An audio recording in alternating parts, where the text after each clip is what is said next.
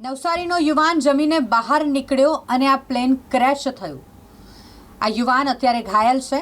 અમદાવાદની ઝાયડસ હોસ્પિટલ ખાતે તેની સારવાર ચાલી રહી છે।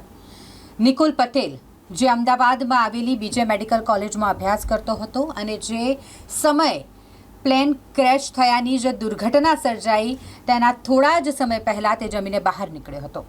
આ પ્લેન ક્રેશ થવાની થોડી જ સેકન્ડ કે મિનિટ કહી શકીએ એટલા જ સમય પહેલાં તે મેસમાંથી બહાર નીકળ્યો હતો અને આ દુર્ઘટના થઈ, જેના કારણે નિકુલ પટેલ જે ઘાયલ થયો છે અને તેને ઝાયડસ હોસ્પિટલ ખાતે સારવાર આપવામાં આવી રહી છે। નિકુલ એક સામાન્ય પરિવારમાંથી આવે છે। તે મેડિકલનો અભ્યાસ કરવા માટે અમદાવાદ ગયો હતો।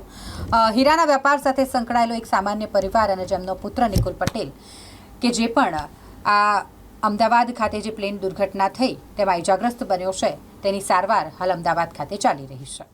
અને જે ગઈકાલે આપણે જે અમદાવાદની અંદર પ્લેન દુર્ઘટના જે ઘટી છે એની અંદર મારી સામે જ અમારા સમાજના ભાઈ જે કાળુભાઈ ચૌધરી એમનો દીકરો નિકુલ ત્યાં મેડિકલમાં અભ્યાસ કરે છે અને એ ત્યાં દુર્ઘટના જ્યારે ઘટી ત્યારે જમવા ત્યાં મેસમાં ગયો તો ત્યાં જ રહે છે અને ત્યાં જમવાનું બી મેસમાં છે, જમીને બહાર નીકળતો હતો હાથ ધોઈને, એવામાં દુર્ઘટના ઘટી। એમાં એનો આબાદ રીતે બચાવ થયો છે અને થોડીક ઈજા થઈ છે હાથે પગે, એવું જે એમાં એનો બચાવ થઈ ગયો એ ખરેખર કુદરતનો ભાર છે।